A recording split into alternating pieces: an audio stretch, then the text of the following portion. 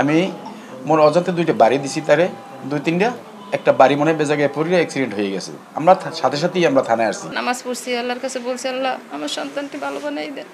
আল্লাহ কথা শুনলো না। ফ্রিজ ফেলাবার পর 5 মিনিটের পর সমস্ত ঘরে আমি আগুন দেবো, তোমাকে দুয়ার আটকে এই জনজনারে।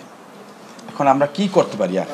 এখন একটা ছেলেরে ডরাই যদি চলা লাগে, রাত্র হইলে ওই স্বামী বাজারে যাইতো, আমি মানের বাসায় বসে থাকতাম, আবার রাত্রে স্বামীর লগে আবার বাসায় আইতাম। আমার সন্তান না, আমি স্বামী হয়ে তার তো আত্মরক্ষা করার জন্য আমার কিছু করতে হইবে। আমার স্বামী হিসেবে তো কর্তব্য আছে। পরে বললাম 1:45 থেকে 50 সময় বলছি, বাবা 5,000 টাকা আমার কাছে দাবি করছে না। কই বাবা, আমার কাছে টাকা নাই, আমি মাছের ব্যবসা করি, আজকে বাজারে যাইনি, আমার গায়ে জ্বর। না বাবা, আমার 5 মিনিটের মধ্যে 5,000 টাকা দিতেই হবে, আমার বিশেষ লাগবে কাজে। ওই পোলা পানে ফোন দিয়ে নেওয়ার পর কি খাইয়ে আমি তো আর জানি না। আমার না রান্না করতে দিত, চুলায় পানি ঢালতো, কেন আমার গায়ে কলস সহ উঠেই পানি ঢালিয়ে দিত।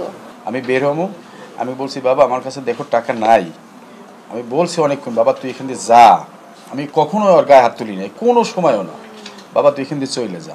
না, ও পাট করিয়ে আমার দরজাটার বাসা ভাঙিয়ে ফেলাইছে। সারা যেখানে লাকড়ি ছিল সব ভিজিয়ে দিত, ভাঙচুর এরকম করতো, করে আবার যাইতো, আবার ঘরে আসতো। এরকম আইতো রাত 12টা বাজে, ওই খ্যাতি ওখানে ওর ইচ্ছে মতো চলতো আর কি। ফ্রিজের তারমার সব খুলছে, ফ্রিজটা ফালাই দেবে। এই দুইটা জিনিস ফাড়াইছে মাত্র, একটা হলো দরজা ভাঙিয়ে ফেলাইছে আর আংলা ফাড়াইছে। ফ্রিজের যত বিদ্যুৎ ছিল সব ছিঁড়ে ফেলাইছে।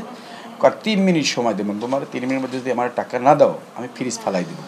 আজকে তো ওই ওর বাবার সাথে ওই ইডে করছে, আমার কয় তুই আমার চোখের সামনে আইলে তোরে ধরে কালে সিটে ফেলাই দেবো, তুই আমার চোখের সামনে আসবি না। আমার ঘর ছোটো, আমরা গরিব, ভাঙ্গা চুরো ঘর, বোঝেন, আমার কোনো সেফের জায়গা নাই, আমি যে সেফের জায়গায় থাকবো। ফ্রিজ ফেলাবার পর 5 মিনিটের পর সমস্ত ঘরে আমি আগুন দেবো, তোমাকে দুয়ার আটকে এই জনজনারে। এখন আমরা কি করতে পারি আর? আমাদের কি করণীয় আছে? নিজের তো জীবন রক্ষা করতে হবে, বাঁচতে হইবে সমাজে। বাংলাদেশের শক্তিশালী থার্মিক স্টিল বার ফেমাস স্টিল লিমিটেড। 5 মিনিটের মধ্যে আমরা ঘরে আগুন দেবো। বিদ্যুতের তার খুললে দিলাম, কিন্তু বিদ্যুতের আগুন দিলে আমি নিজেও মারা যাবো, আরও পশুপতি খারাপ হইবে। আর মায়ের গায়ে খুব অত্যাচার করছে, আর মায়ের একটা লাথি দিয়েছে, আর মা অনেক দূরে পড়ে গেছে। এখন একটা ছেলেরে ডরাই যদি চলা লাগে, রাত্র হইলে ওই স্বামী বাজারে যাইতো, আমি মানের বাসায় বসে থাকতাম, আবার রাত্রে স্বামীর লগে আবার বাসায় আইতাম, আবার সকালে স্বামী যাইতে, আবার আমি মানুষের বাড়ি দুয়ারে কয়দিন থাকা যায়, আমি এরকম পলাই থাকতাম ছেলের ডরে। পড়াশোনা করতে এসেছি, পরীক্ষা দিয়েছিল ফার্স্ট ইয়ারে, তারপর আর পড়াশোনা করে নাই। আর মায়ের একটা লাথি মারছে, মা অনেক দূরে পড়ে গেছে। এখন তার আমি আমার সন্তান না, আমি স্বামী হয়ে তার তো আত্মরক্ষা করার জন্য আমার কিছু করতে হইবে। আমার স্বামী হিসেবে তো কর্তব্য আছে। আমি তার একটা পাশেই একটাই ছিল, একটা লাঠি, এই রডের মতো ছিল, পাইপ, প্লাস্টিকের পাইপ না, ওটা মনে হয় লোহারই পাইপ।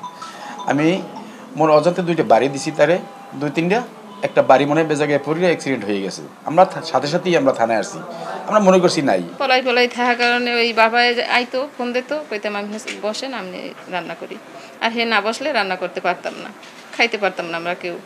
এইভাবে দিন অনেক চলে গেছে, তারপরও সহ্য করছি। ছেলে ভালো হইবি এনে আল্লাহর কাছে বলছি, কত নামাজ পড়ছি, আল্লাহর কাছে বলছি, আল্লাহ আমার সন্তানটি ভালো বানাই দেন।